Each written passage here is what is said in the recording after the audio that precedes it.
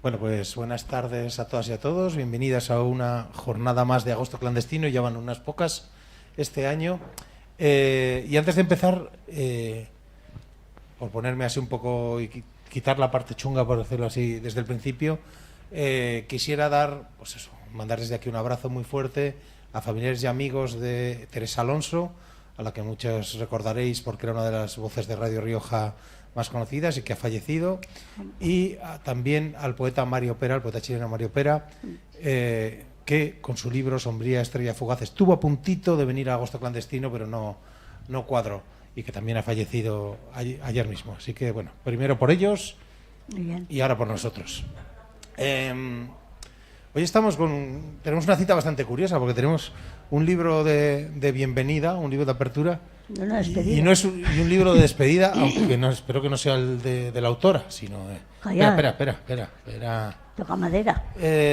Y también estamos en la última cita de este Café con Hielo y Poesía, que como todos sabéis, en aquella mesa del fondo tenéis café de manera gratuita para que os pongáis y nos refugiemos, a ver cómo me ha dicho Rosa, climatopoéticamente. Refugio climatopoético. Bueno, pues lo había dicho bien.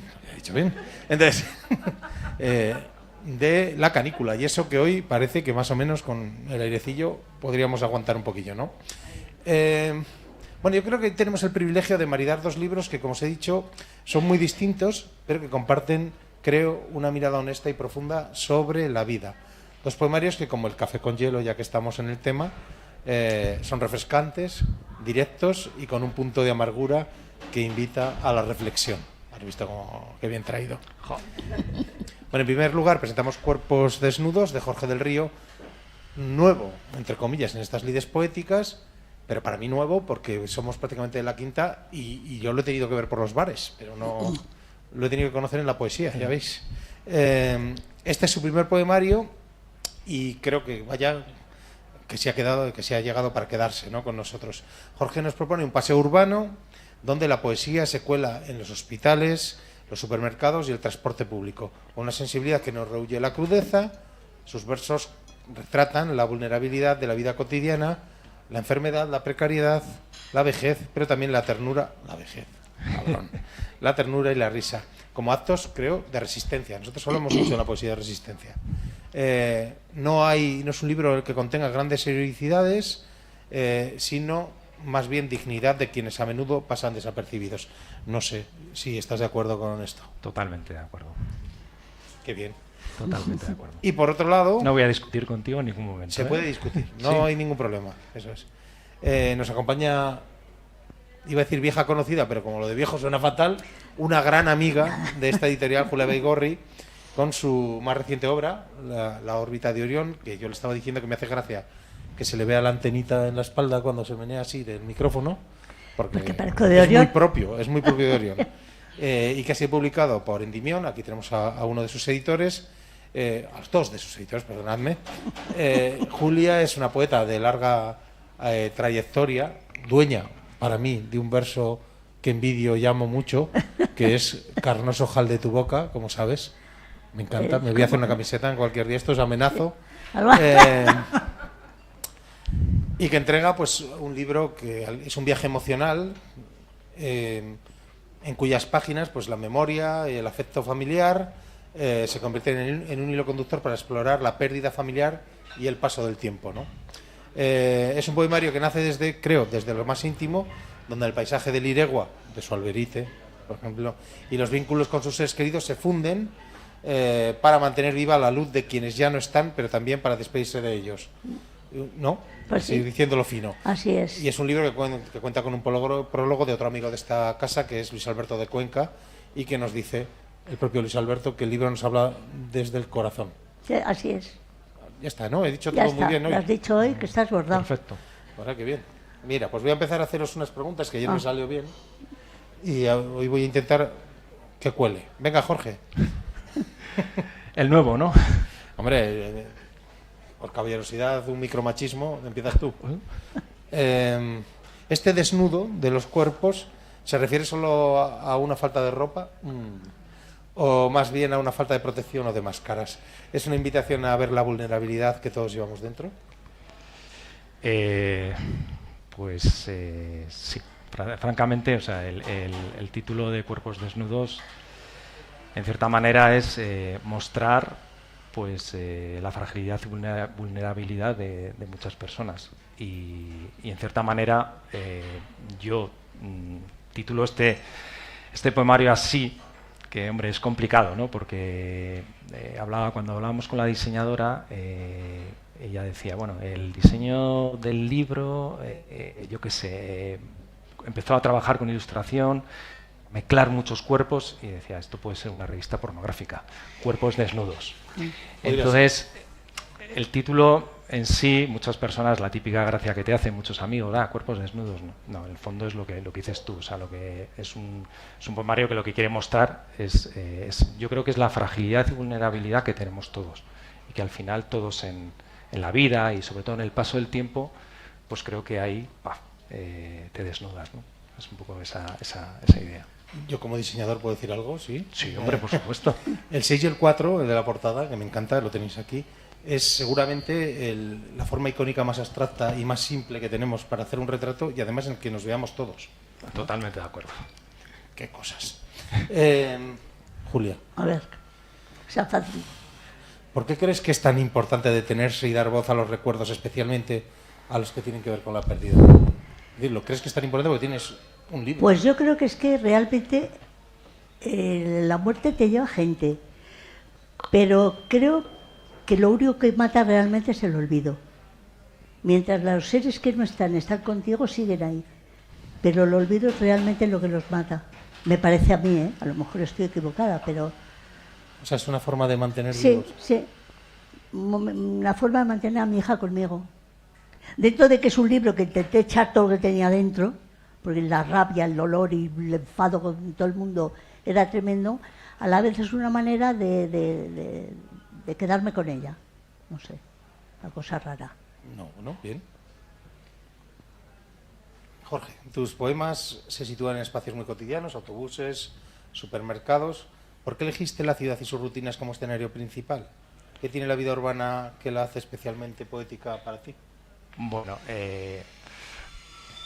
pues principalmente es que yo soy urbano, totalmente. No me gusta, o sea, lo que realmente me mueve es la gente. Yo, por ejemplo, cuando viajamos con mi mujer a diferentes países o por España, es verdad que no nos gusta mucho lo que es la parte de los museos o como ella dice, las piedras, ¿no? A nosotros nos gusta sentarnos y ver la gente. Y es la gente lo que a mí realmente me conmueve. Es verdad que los amaneceres, hay gente que, entiendo, subir a una montaña, el mar, el atardecer, le conmueve. A mí es, no sé, es la gente, el escucharlos, el mirarlos, ahí es lo que realmente digo, pasa algo en mí, ¿no? Vale. Por eso está en la ciudad, también por supuesto podría ser un pueblo, pero es donde hay gente. Yo creo además, no sé si puedo meter... Sí, Sí, yo también. Que en la ciudad estás como más desprotegido. Quiero decir que la vida de un pueblo te sientes como más arropado, porque la gente te conoce, pues en un momento dado puedes recurrir a... Sin embargo, la vida urbana, cada vez somos más independientes, cada vez somos más anónimos y te sientes como más desprotegido en una ciudad que en un pueblo. Yo soy de pueblo y así lo siento, vamos.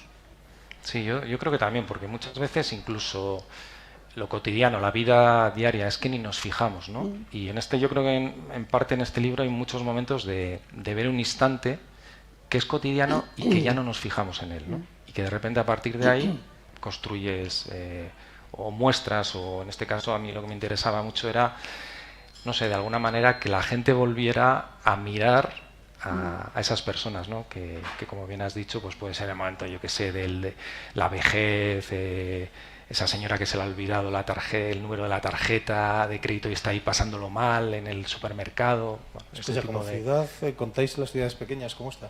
¿O son pueblos grandes? ¿Perdón? Como ciudad, ¿contáis también ciudades pequeñas cómo está? Es que Logroño cada vez es más... No iba a decir inhóspita, tampoco es la palabra. No, inhumano, Más, podría ser. Sí, y como de seres más anónimos. Pasamos como luz Eso que yo conozco mucha gente y saludo mucho, pero normal. Y luego además hoy me he fijado que no sé si tiene mucho que ver. Entré al autobús, he dicho buenas tardes y no me ha contestado nadie. Y digo, pero bueno, o sea, no sé. Y había gente joven y gente mayor.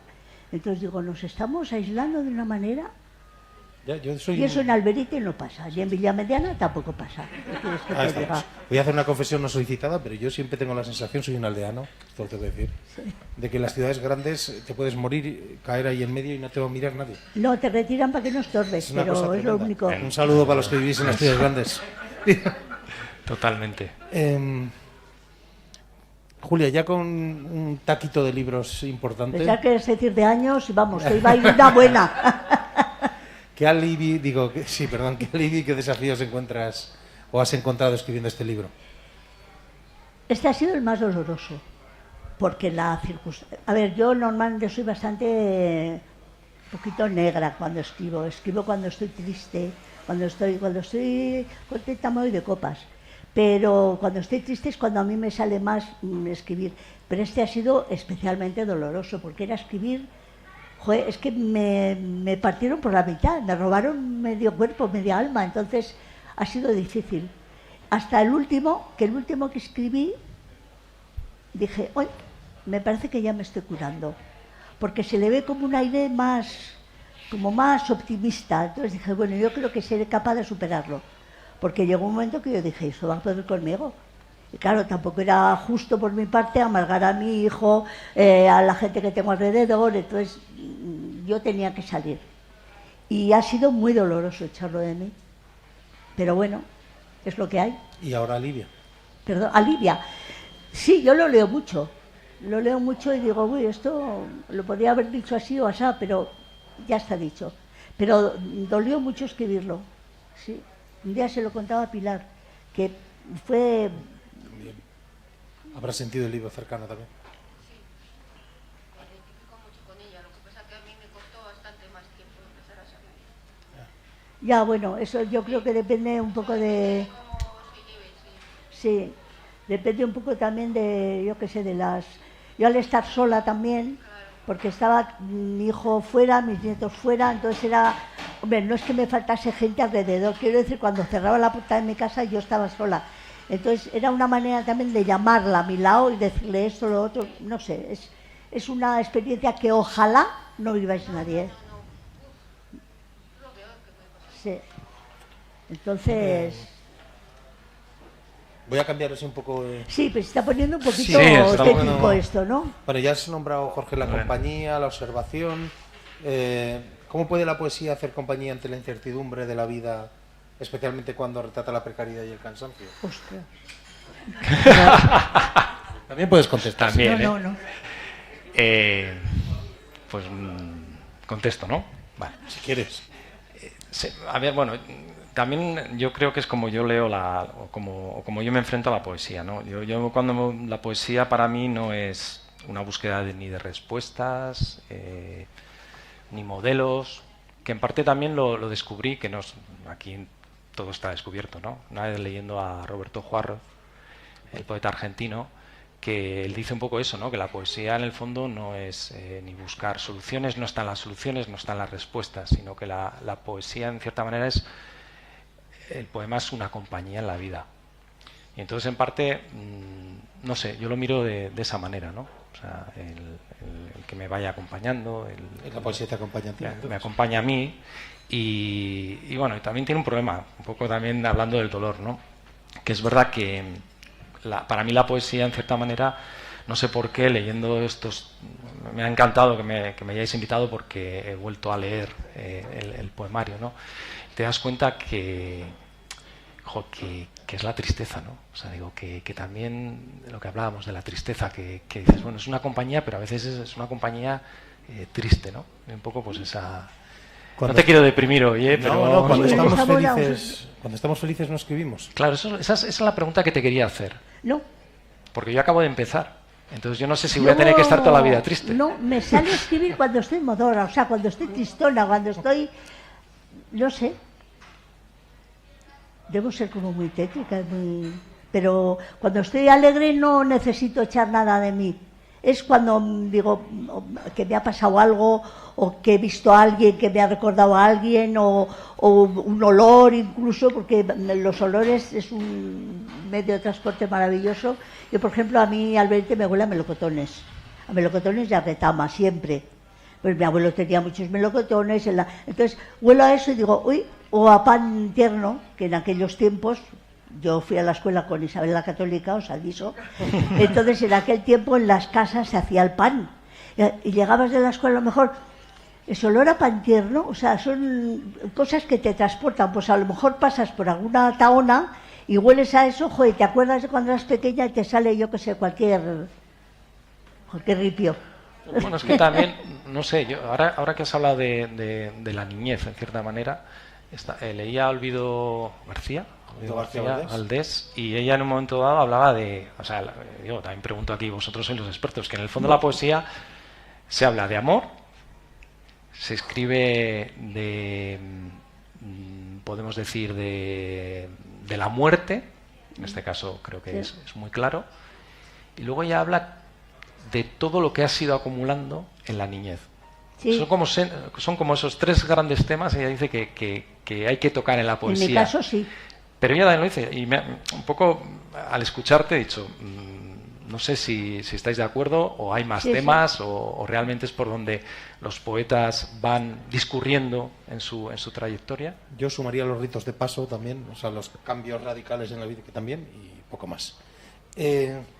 No contestas, ¿eh? No, estás aquí en el papel de presentador. Yo ya he dado una anécdota que no merecíais. Por sufrirla, no porque no os cuente cosas. Julia, me diga. ¿Qué es lo que el paisaje riojano te devuelve cuando escribes? Porque es que no es solo en este libro. ¿Es un refugio, un testigo o quizá una fuente de inspiración? Pues yo creo que todo junto. Todo junto, sí, porque voy por ahí a lo mejor y digo, uy, esto me recuerda a, pues yo que sé, a la cuesta de Alberite, que soy muy pesada con Alberite, o sea, ya lo veis, pero es que es mi niñez, entonces, sin querer, como decía Jorge, es que vuelves sin querer a tus días de niñez, que son, yo creo que los más puros y los más felices. Es una edad mágica. Ahí están los sueños, que todavía te parecen posibles, la vida todavía no te ha dado demasiadas bofetadas, entonces es una época muy bonita y yo, como dices, muchas veces vuelves a ella como refugio, porque dices, Dios mío, ves lo que hay y piensas un poco lo que había y como que te refugias, pero es un poco todo junto, porque a mí yo qué sé, el rajao en otoño, por ejemplo, pues yo cuando era pequeña pensaba que el cielo era igual que el parque de Doña Casilda en Bilbao, porque a mí me parecía el sumum, hasta que una vez mis padres me llevaron a Rajao y dije, no, aquí cavan un poco y se encuentran a Adán y a Eva, porque es el paraíso. O sea, a mí los paisajes de La Rioja, igual de hayedos que de viñedos, me parecen muy bonitos, entonces vuelvo a ellos una y otra vez. Voy a tener que ir al Rajao, ¿eh? ¿No ver has si me estado? inspiro. Sí, he estado cuando era pequeño. Bueno, pero digo, voy a tener que ir a sitios a inspirarme para salir de la ciudad para salir de la ciudad y de mi tristeza. Para mí, el Rajao es... habrá otros que tengáis otros, yo qué sé, otros rincones. Para mí es uno muy especial. Yo qué sé. Bien. Bueno, ya os hago una última preguntita y ya leemos algo, porque si no me van a echar a mí del acto. Bueno, mencionas, o en tu libro se menciona la ironía y la risa como formas de resistencia. ¿Cómo encajas el humor en un poemario que habla de vidas rotas? ¿Es una herramienta para hacer más llevadero el peso de la realidad? Hombre, claramente. Porque el humor es una cosa muy seria, El humor es una cosa muy seria y en cierta manera yo creo que esa ironía o intentar descargar un poco esta carga tan profunda que tenemos en la vida actual, ¿no? Que es complicado, ¿no? Yo utilizo el humor en general y creo que hoy no está mi padre porque ha tenido una pequeña intervención, pero creo que en eso sí que lo he heredado de mi padre. Mi padre también, de cierta manera, es la ironía, ese chiste, ese darle la vuelta a las cosas, que en cierta manera lo buscas porque si no es imposible la resistencia ante esta vida, ¿no? Claramente. Aunque yo creo que, fíjate, en el poemario no acabo, no sé, por ejemplo... no te ves suelto. Por ejemplo, cuando leo a Carmelo Iribarren, sí que para mí ha sido clave, o yo creo que también leía o se escuchaba a los poetas hablar de cómo cuando escribes un poemario tienes como otros poetas que te están acompañando, ¿no? Esos libros de referencia, ¿no? De mesilla. Y ya Carmelo, yo creo que por ejemplo Carmelo sí que juega, o sea, tiene ahí no sé si estás de acuerdo, tiene un bis ahí. Vamos a aprovechar para saludar a Carmelo, que es clandestino de Pro, pues, muy pronto, vino al festival además, mucho antes de hacerse tan famoso, con lo cual le mandamos un saludo desde aquí, que seguro que si no nos ve ya se lo contará. Ya se lo contará, ¿no?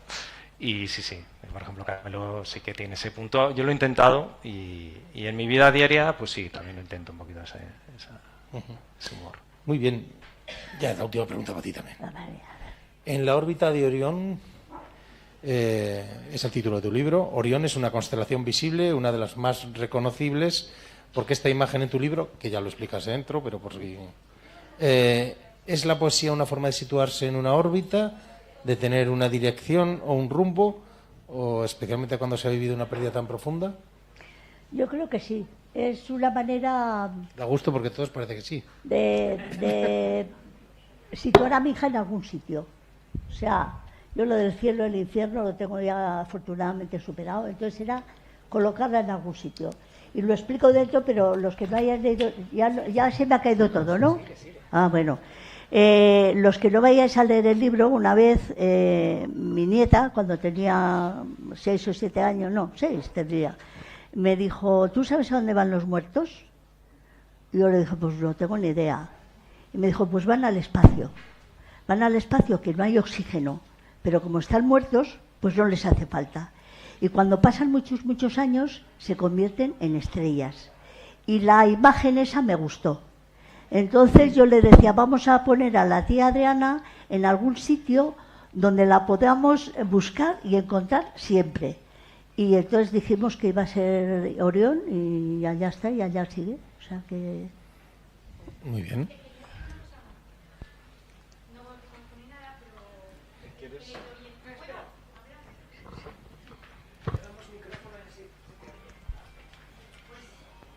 No te conozco, pero esta mañana he leído en La Rioja este acto que tú habías perdido una hija como yo un hijo, ¿sabes? Y me ha impactado, gracias. Lo buscaré también en el espacio. Más búscalo, de una idea. Búscalo porque alivia mucho. Siempre está allí.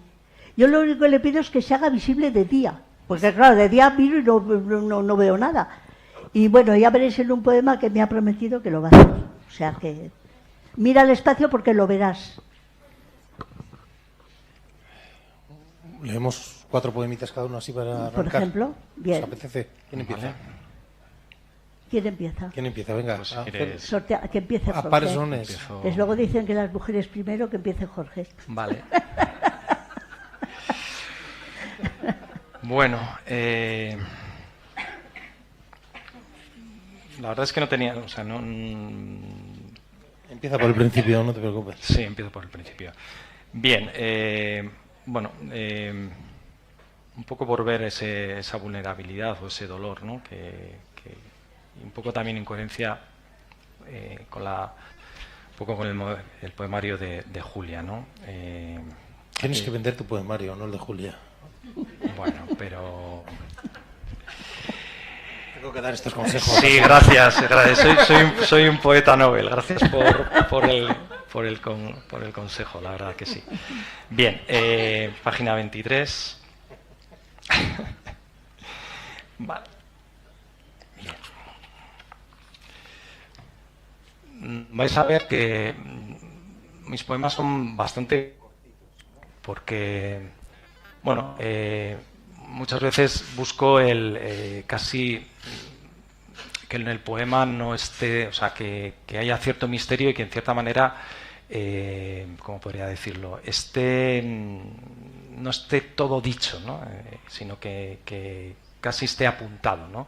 Más que hay y que en cierta manera, pues el lector es el que y que me gusta que luego haga un poco la lectura profunda y los tenga en él, ¿no? Bien. Dobló el 10º de lotería, como dobló durante meses los pijamas recién lavados del hijo enfermo, sin fe. Bien.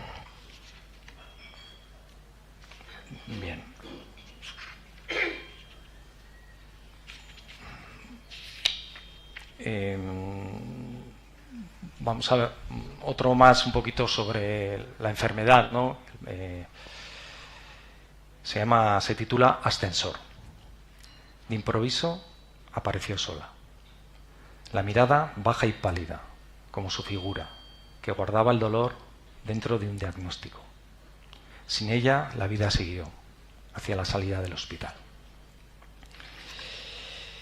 Y bueno, pues quizá alguno un poco más... El del humor, nos ha faltado el del Sí, humor. el humor. Un poquito, sí. Vamos a ir un poco a ver... vamos a subir, ¿no? Vamos a subir. Ya me estoy deprimiendo a mí mismo. Bien. Página 57. Bien. Porque es verdad que...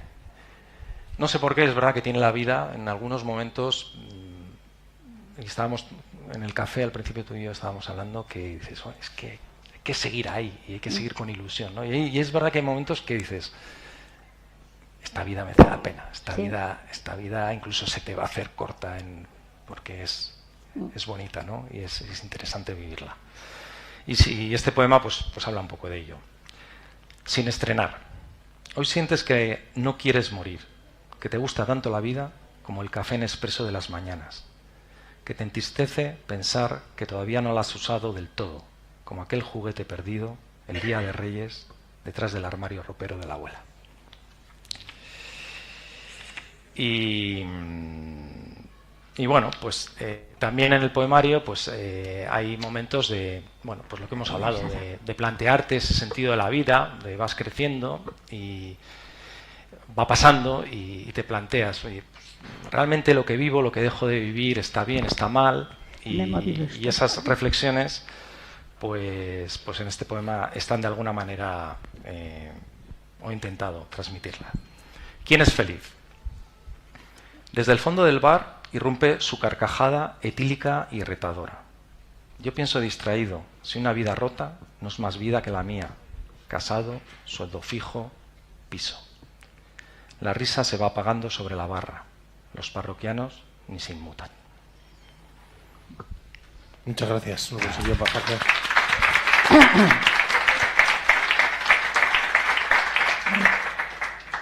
Bueno, yo no me pido 4 porque uno es muy largo. Me pido 3. Venga, lo que quieras. A ver. Tengo un problema con gafas, no veo sin gafas tampoco. A ver. A ver, se titula Dime. Ay, joder, me pedís mucho. No, esto ya no lo sé. A ver, justo cuando el aire ya olía a Navidad y el cielo estaba limpio de cigüeñas, como en un suspiro, te me fuiste.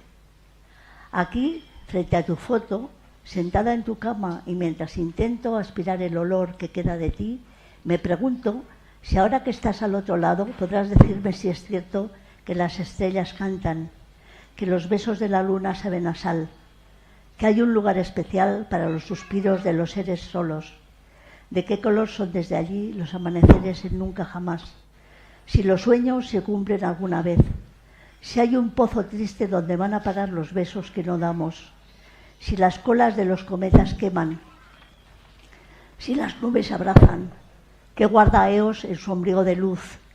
Dime si nos ves, si nos oyes, y si serás capaz en alguna noche insomne de decirme que nunca te fuiste del todo, que podrás guiar mis pasos inciertos al lugar del futuro que me corresponde y que lo buscarás justo a tu lado, bajo tu sombra. Dime que fui buena madre, aunque quizá no la que merecías. Dime si podrás ayudarme desde ese punto infinito en el que te encuentras a seguir siendo, sin ser, la que quise ser y no soy. ¿Veis que son muy largos? A ver.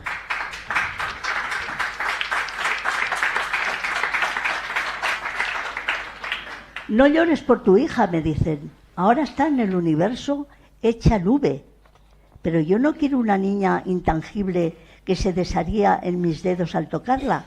Quiero una niña real, corpórea, a la que poder besar y abrazar.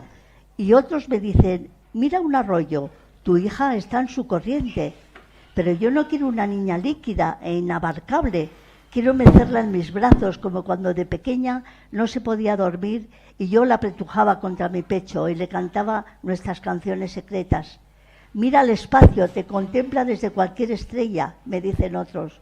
Pero yo no quiero una niña sideral que desaparece de día y me deja de noche sola y doliente, a merced de mi memoria, a merced de mi herido corazón. Quiero una niña que me acompañe siempre, que me susurre al oído que me querrá. Pues ya estamos, a ver. Que me cuidará siempre y me llevará a ver el mar y las hayas cuando ya no pueda andar. Ay, me parece que me he pasado, esperad. Pues no, sí, no, sí, Quiero a la niña que se escapó una noche mientras yo distraída no me enteré ni que me dejaba y no le di ese último beso que aún guardo en un bolsillo de mi corazón que aún me quema y escuece. Esa tía que quiero y necesito, aquel bebé que en las fotos me mira y me sonríe con amor. El mundo, la vida, todo es mucho más negro, aterrador y triste sin ti, hija mía. Bueno, afortunadamente ya lo voy pintando poquito a poco, pero aquellos momentos fueron muy negros. Y esto es una historia un poco, permitidme que os la cuente, porque mi padre pequeña me contaba un cuento de que un señor tenía un pajarito, lo tenía en una jaula, luego era un pajarito muy bueno, entonces lo soltaba y no se escapaba, se quedaba por allí volando y tal. Pero un día abre la jaula y el pájaro se escapa. Él se enfada muchísimo porque le ha de alguna manera traicionado, pero pasa el tiempo y vuelve el pajarito con la pajarita y unos pajaritos.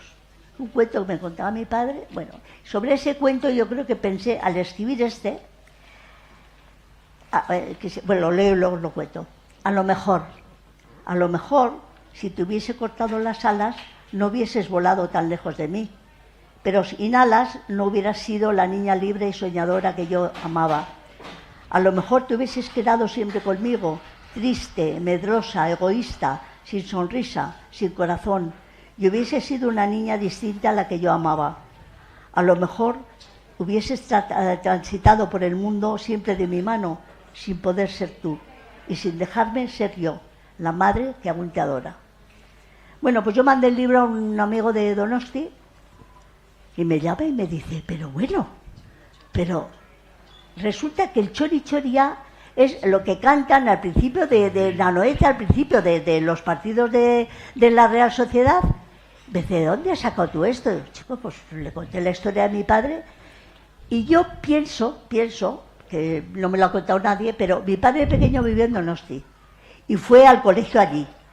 Entonces, supongo que en la escuela les contaban el cuento y él me lo adaptó, no lo sé. Pero resulta que aquí tengo yo casi el himno de la Real, ahí donde lo veis. Bueno, el apellido Baigorri... Sí, bueno. A ver, es que... Bueno, le toca ahí al... Bueno, pues toca al muchacho. Mientras lo vas buscando, si quieres... Sí, los tengo, pero sigue tú. Pues mira, al principio hemos hablado un poco de las ciudades, ¿no? De que las ciudades se van rompiendo y no te fijas en la gente, ¿no? Y el poema que os voy a leer ahora es un poco uno de los problemas que tienen sobre todo, ya en Logroño lo estamos ya empezando a tocar, ¿no? Que es el turismo y todo lo que es el turismo, todo lo que afecta al centro de la ciudad, ¿no? Desde, bueno, pues todo lo que ya sabemos, ¿no? Y bueno, pues en Madrid, que suelo ir bastante, en Lavapiés hay un bar y bueno, pues fuimos a tomar un vermú. Un bar al que sois bastante. Un bar que suelo ir bastante. Hay mucho de bar también en este poemario. Y entonces de repente en los bares se conoce gente muy interesante y es un lugar de mucha inspiración. Hablamos de los cielos, pero cuidadito que en los bares, como os he leído en uno de ellos, también apareció el anterior poema. Entonces, bueno, conocimos a una señora muy particular, mi mujer y yo, tomando el vermú, que nos fijamos en ella, una señora ya mayor, que pidió un vermú y le echó unos polvos. Ay, Dios. al vermú y le dio vueltas. Entonces, esta señora, tal, no sé qué. Y luego, pues la señora nos miraba, pues, buscando conversación, y se acercó y empezamos a hablar. Nos contó muchas cosas que están aquí reflejadas en este poema. Y una de ellas, al final, lo del polvo, es porque ella tuvo un cáncer de garganta. Entonces, para que no se le vaya por el camino viejo, como solemos decir, colocaba estos polvos pues un poquito como una papilla, ¿no? Entonces a todo lo que era el líquido. Y bueno, y Aurelia, que así se llamaba, pues le hicimos, bueno, pues escribí este poema, ¿no? Que es un poco también mostrando los problemas también que hay en las ciudades, ¿no? Que estamos viviendo ahora en la ciudad. Se titula Polvos en el vermú.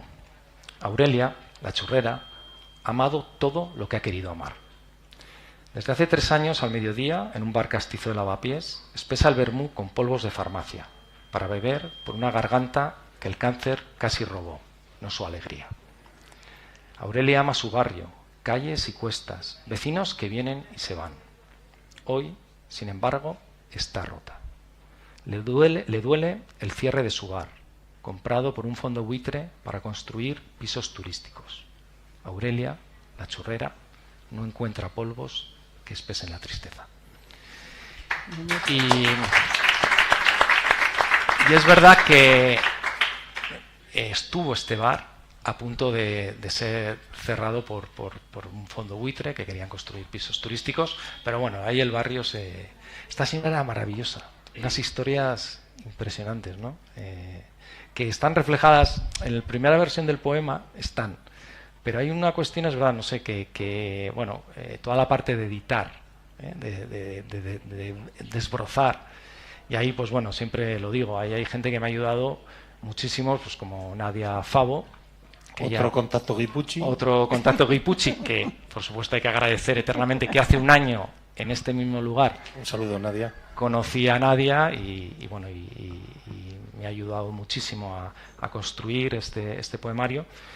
Y bueno, y ahí hay cosas que bueno, tuvimos que desbrozar, ¿no? Pero bueno, hay parte de la historia muy, muy interesante. Y bueno, y por ejemplo, bueno, pues también, vuelvo a repetir, para mí la naturaleza son los autobuses y muchas historias, ¿no? Y parte de esta pues nace de un autobús, el 146, una línea que cojo mucho, y que es verdad que en mis poemarios me fijo en pequeños gestos, una pequeña imagen que a través de esa imagen empiezo ya a desarrollar todo el poemario, ¿no? En este caso es una imagen que yo creo que todos hemos vivido en los autobuses urbanos, que es el momento que estás tranquilamente, frenazo, y como que de repente te pega un espasmo y se te va todo de la cabeza, ¿no? Entonces a través de esa imagen construye este poema, Travesía urbana. El 146 arranca brusco desde Cibeles. Sentimos el zarandeo inesperado que perturba, todos hacia atrás, sintonizados en armónico espasmo. El vaivén empuja la subida hipotecaria, el desamor, lo inmediato del finiquito. Próxima parada, Plaza Independiente, coincidencia con línea 2915. Las preocupaciones brevemente suspendidas caen para volver a viajar hacia otra parada.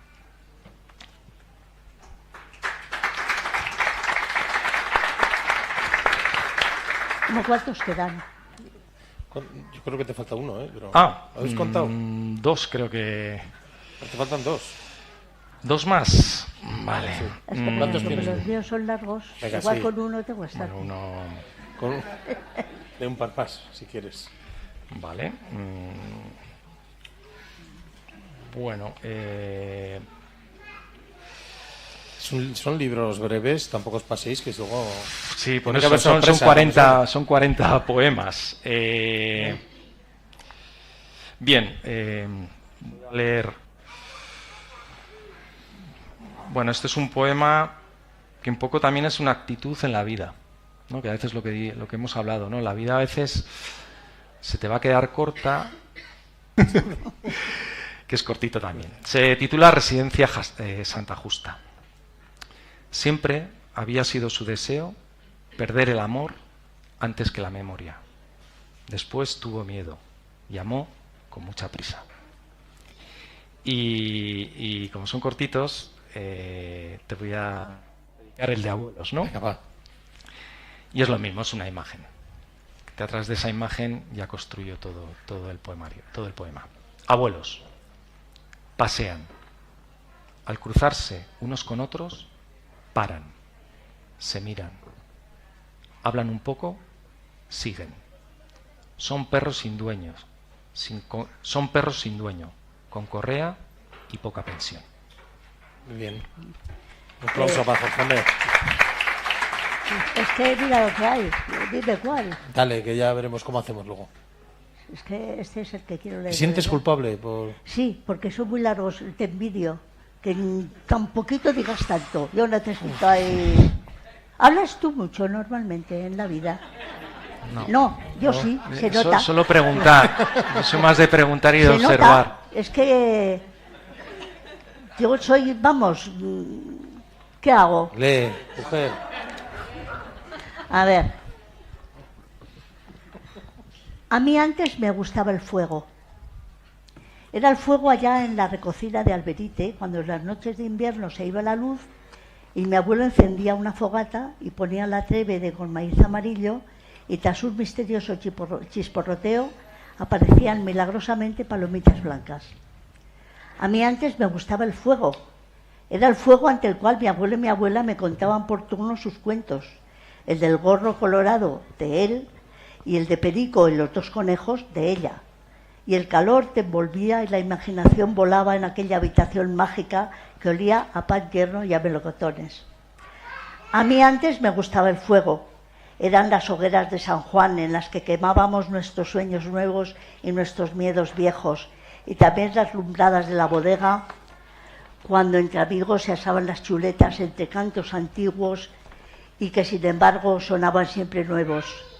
A mí antes me gustaba el fuego, pero ya no me gusta, porque te vi arder en él violentamente como con prisa, y vi cómo te convertías en una estela de humo oscuro que se elevaba hacia el cielo y te alejaba para siempre de mis labios y mis brazos. Bueno, y ahora el final, que este creo yo que empecé a ver que me estaba curando. No curando porque esto no tiene cura, es una cosa que la tienes de por vida. Es como, no sé, el señor cojo que le ponen una prótesis y no se le nota, pero él es cojo. O sea, a ver, se titula Colocada. Yo siempre imagino que en el cielo se trabaja, cada cual a lo suyo. Tengo organizada la parte de mi familia que vive allí.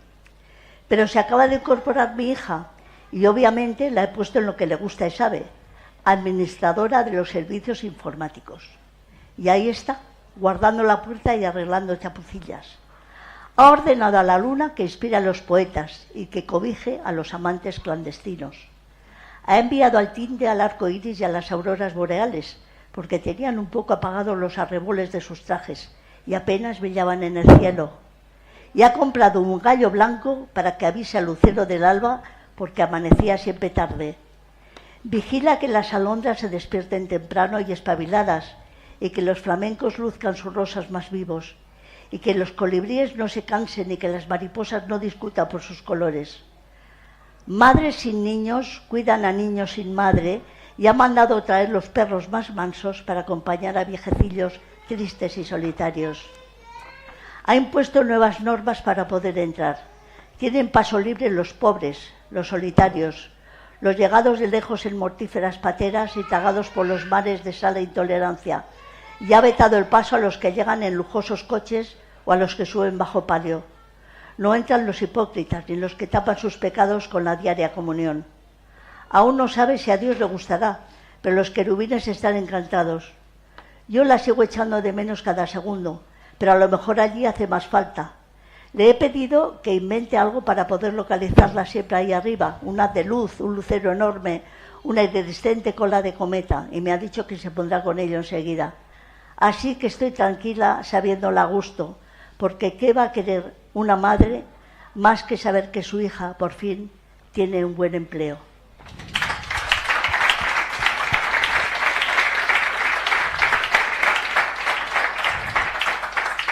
Pues ya está. Voy a hacer una pregunta para los dos. A ver. Los dos sois profes. Sí. Tú has sido profe. Y aunque estéticamente vuestra poesía es distinta, tú eliges el fogonazo casi, el disparo fotográfico, la imagen, y tú casi bebes de una tradición casi de la fábula, ¿no? Sí, sí. Vas construyendo como un cuento. Todavía encontráis... bueno, os lo voy a hacer como si se lo hiciese, como si tuviese que contestar a uno de vuestros alumnos. A ver. ¿Qué tiene la poesía que no tengan otras formas de expresión para que sigáis confiando en ellas, para que cuenten, para contar vuestras, ¿no? Vuestras vidas, vuestras ideas? Pues yo creo que tiene la inmediatez, porque yo que soy muy organizada sería incapaz de escribir una novela, porque una tía mía decía que no le gustaba nada el teatro, porque eso de que el que se muere en el primer acto salga a saludar al final, que no tiene sentido. Pues a mí me pasaría lo mismo. Al que he matado, igual luego lo ponía, yo qué sé, no me organizaría bien. En cambio la poesía es como más tuya, como más de explicar en la pizarra un teorema o una composición o cómo se ordenan las frases negativas, que es mi caso, punto. Y a lo mejor la novela o otro tipo de escritura pues tiene más complicación, que es como que me faltaría pizarra, vaya, no sé cómo explicarte. No sé, Jorge. Buf. Le sobraría pizarra. No, yo es que tengo un problema. Mi formación es, yo soy profesor en la universidad, entonces tenemos los académicos, tenemos el gran problema de que nosotros en parte no solemos tener ideas.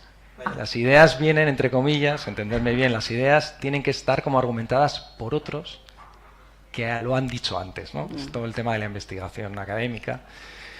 Entonces, en mi caso, voy a leer, si me permites, lo que dos autores, uno que es John Fosse y Olvido García, ¿vale? Olvido García Valdés la cito más pues porque este verano he estado con ella, ¿no? He estado con ella leyéndola, que quede claro, leyéndola. Bueno, ha estado también en Agosto Clandestino. Sí, lo sé, Un saludo para Olvido. lo sé. ¿Quién no ha estado aquí? Pues todavía falta, ¿no? Que te parezca increíble, hay muchos poetas y sorprendentemente muchos buenos poetas. O sea, tengo aquí un listado, luego te lo voy a lanzar, de poetas que me han acompañado en estos años y que me gustan, a ver si han estado Bueno, todos. Fosse Si quieres no lo está, hacemos. Fosse no está. Fosse no ha estado. Vaya. Bueno, y ella dice, que es un poquito largo, pero me parece que para mí luego apuntillo cosas que a mí me hacen que, pues, lo que me gusta de la poesía, ¿no? Dice, la poesía trabaja con los materiales de la vida. Un poema es un lugar raro que se guarda la vida. Raro porque de pronto está ahí, afuera, resultado de una experiencia interior al fundirse con los materiales que la expresan. Pero a la vez, un poema no llega nunca a objetivarse, permanece permeable y abierto, esperando que quien lee lo active de nuevo. Y a mí, o sea, la poesía lo que me gusta es eso, o sea, la poesía es un poema, como muchas veces unas novelas ya casi mueren, el poema nunca para mí muere. En el momento, como ella dice, en el momento que alguien está esperando que alguien lo vuelva a activar y lo puede volver a activar 100 años después, ¿no? Y a mí me parece algo maravilloso que en cierta manera Fosse dice en unos versos, y creo que es se aplica muy bien a lo que es el poema, ¿no? O lo que yo entiendo que es el poema y la poesía.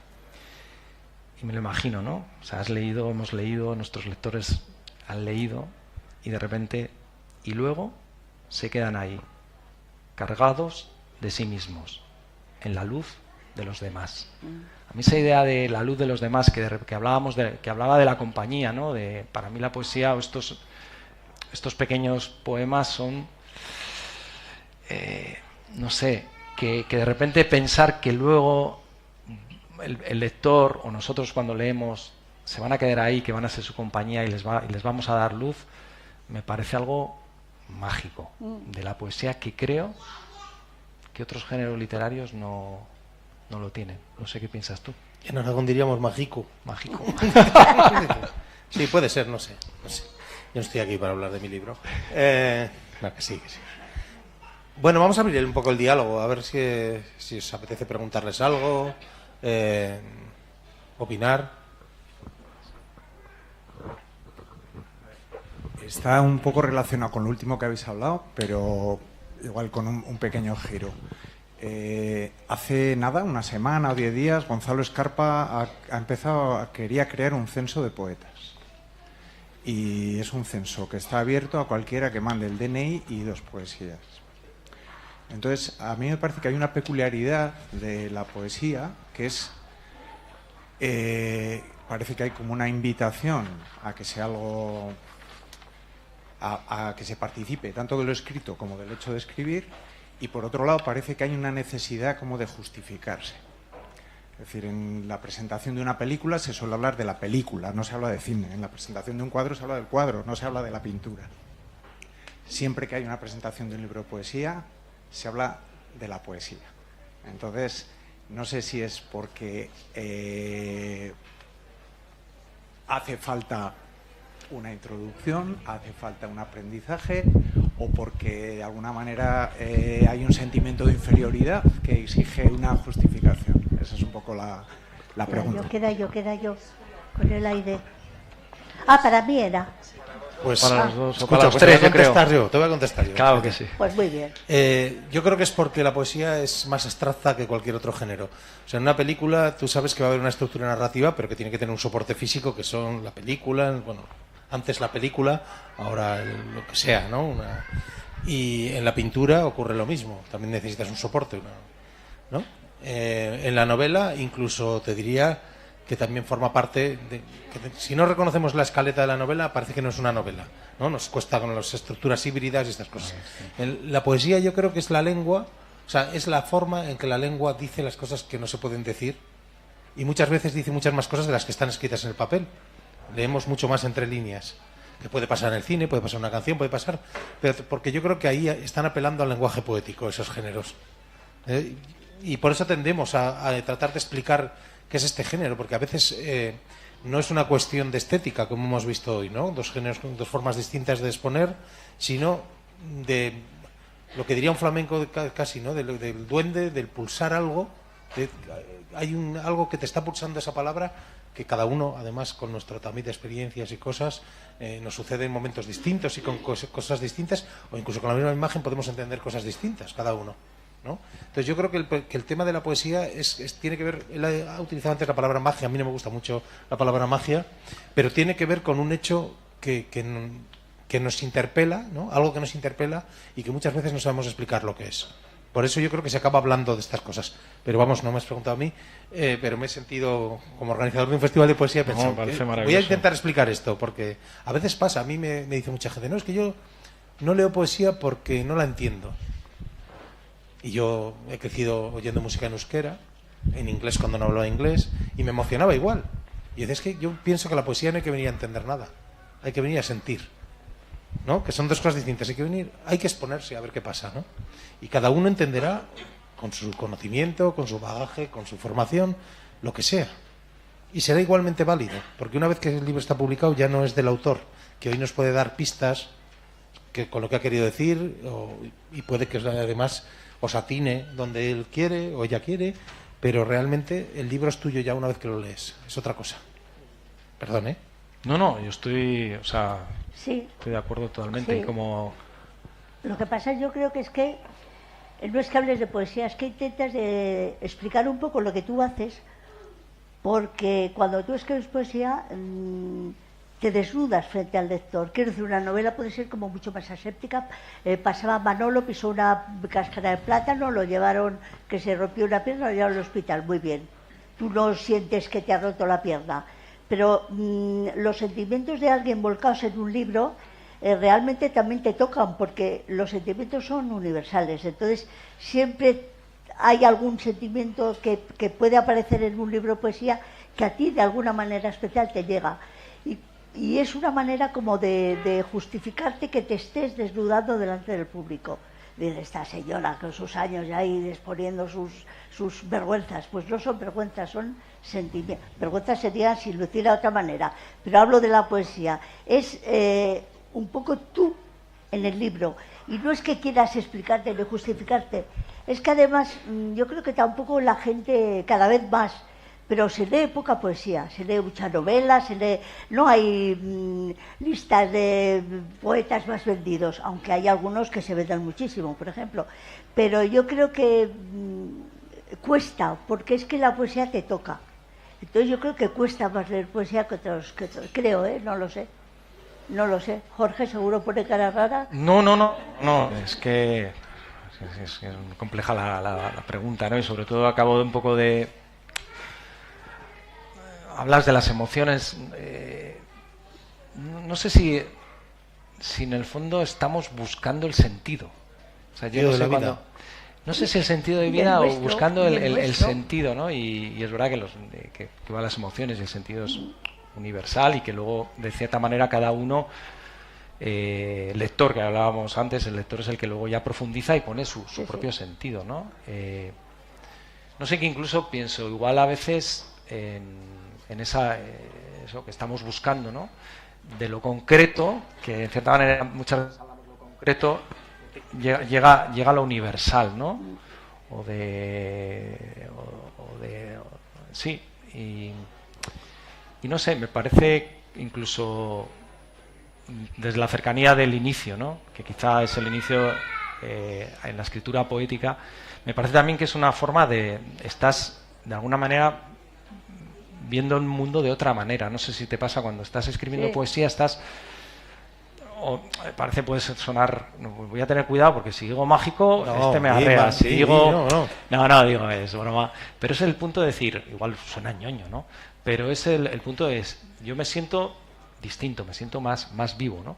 Y lo mismo, no sé si era también García Olvido, decía algo así como que cuando ya termina un poemario, que me pasa un poco, de repente es como que te quedas, no sé, no, como sin vida, entre comillas, porque no ves la vida de otra manera, no estás en la vida viéndola de otra manera y parece que estás buscando el volver a encontrar o ese proyecto, ese poemario, ¿no? Como ya dices, ella busca la sombra del poema, o sea, la sombra del poema viene antes que el poema, ¿no? Y esa sombra, en cierta manera, es el que estás ahí, pues, no sé, es un modo de ver, ¿no? Es que el que vende melones, tú, o sea, tocas los melones, los ves, te los llevas y eliges el melón que quieres. Que me perdonen los novelistas por esto que voy a decir, pero la venta de novelas es una industria. Es una industria que da dinero, como los libros de cocina o los de viajes, ¿no? Pero la poesía no es una industria, la poesía es una cosa deficitaria normalmente y no es precisamente porque no esté considerada un arte mayor, que está mejor considerada, creo yo, que la novela. O sea, el poeta, una vez que alcanza eso, está considerado. La cuestión es que estás vendiendo aire, estás vendiendo una manera de respirar y de ver el mundo, y que es un poco lo que decías tú ahora, creo. Entonces, vendiendo, entendedme, contando, hablando, que vender es un concepto también que se escapa un poco de lo que estamos hablando, pero yo creo que ahí es donde está el tema, ¿no? ¿Por qué necesitamos hablar de la poesía? Porque a veces no tenemos muy claro nadie qué es lo que es la poesía. Por eso no existe una definición exacta, existen muchísimas definiciones, pero no hay una canónica que estemos todos de acuerdo, ¿no? Por ejemplo, él ha hablado ahora de la magia, ¿no? Yo conozco a muchísimos autores que creen que hay un momento, ese momento en el que está escribiendo y sucede algo, que es un momento mágico para ellos. Otros pues, lo viven más como un cazador que pone trampas y de pronto cae algo, ¿no? Otros lo viven cada uno. Entonces yo pienso que eso, no sé si te hemos contestado, pero creo que no sé si te... Venga, pues a otra cosa, que nos hemos puesto muy serios, ¿verdad? Sí. A ver, ¿puedes Sonia,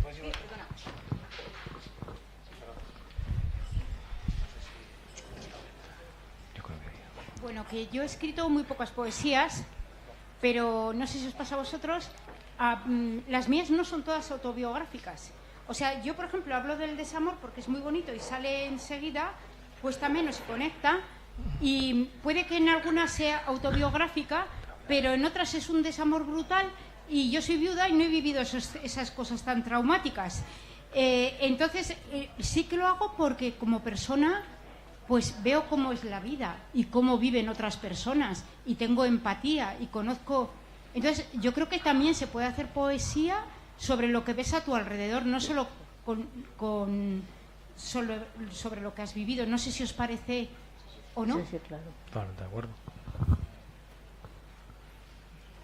Yo creo que muchos de mis, en este caso, muchos de mis poemas nacen de un gesto, de una mirada, de un movimiento de lo que a mí me rodea, de la ciudad. Pues hemos visto el del autobús urbano. O sea, no es autobiográfico en absoluto. De repente ves un gesto y a partir de ahí, no sé, si generas una ficción, podemos decir que en cierta manera quieres, no sé si reflejar, o de alguna manera, en mi caso, el otro día era Álvaro Guijarro, ¿no?, que hablaba de, muchas veces, él decía, ¿cómo? Creo que si no, ahí me ayudas, ¿no? Él decía algo así como la idea de que es un buen poeta, o los buenos poetas, ¿no? Son aquellos que han entendido, o que aportan algo, o que intentan aportar, o entender, o darnos respuesta, o entender muy bien a la generación en la cual están viviendo ahora, ¿no? Y hablaba de Baudelaire, ¿no?, en esa novedad que en cierta manera él lo vio, ¿no?, en un cambio generacional, en un cambio de entender esta generación o esta sociedad.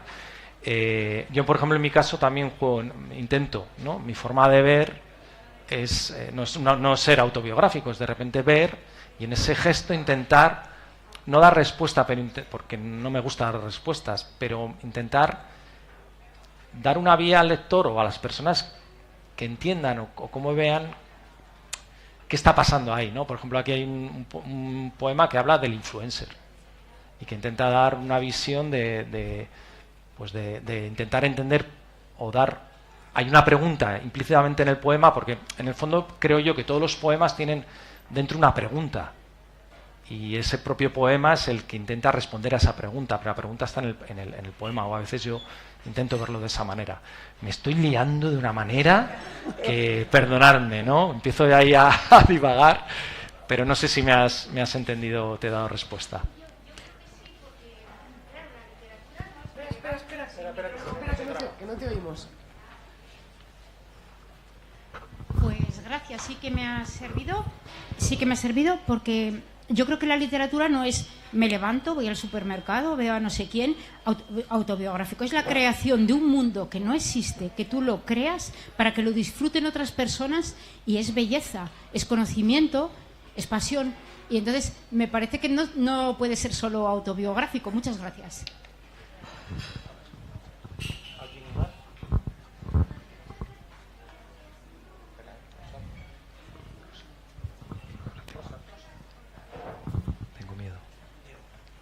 Gracias. Ahora que has nombrado a Baudelaire, me he acordado de hace unos pocos años murió en Francia un poeta pues muy reconocido, ¿no? Entonces hicieron muchos homenajes y tal. Y Macron dijo: en Francia los poetas no mueren nunca. Ahí queda eso. Pues qué bonito, porque... Por eso lo digo. Te lo agradezco.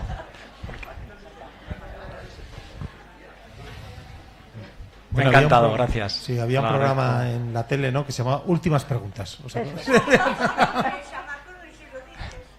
la has pronunciado muy bien, Rosa. Macron. Que es como también la galleta esa que se compra allí, ¿no? Macron.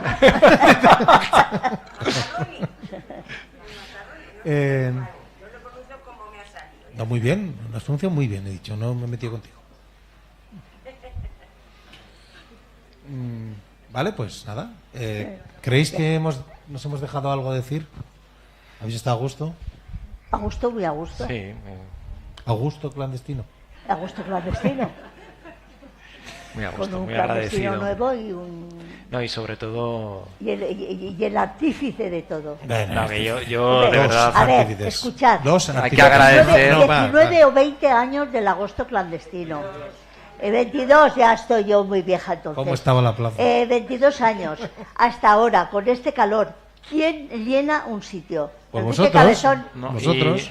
Pero porque los llamas. No, y yo creo Es tu sobre llamada, es el imán que La tienes. llamada de la selva, sí. todo... Y yo creo que a mí me gustaría, antes de terminar, agradecer públicamente al Agosto Clandestino a Sonia, Eso, que somos unos pocos. a ti y a otros muchos que están ahí, ¿no? No solo por los 20 años, 21, 22, sino yo creo que soy hijo en cierta manera de vosotros, ¿no? Porque creo que aglutináis y Logroño me parece una maravilla. O sea, tenemos la suerte de estáis vosotros, la esquina poética, el slam, o sea, creo que, pero vosotros ahí, de cierta manera, hacéis que de repente gente como yo esté aquí con un poemario, ¿no?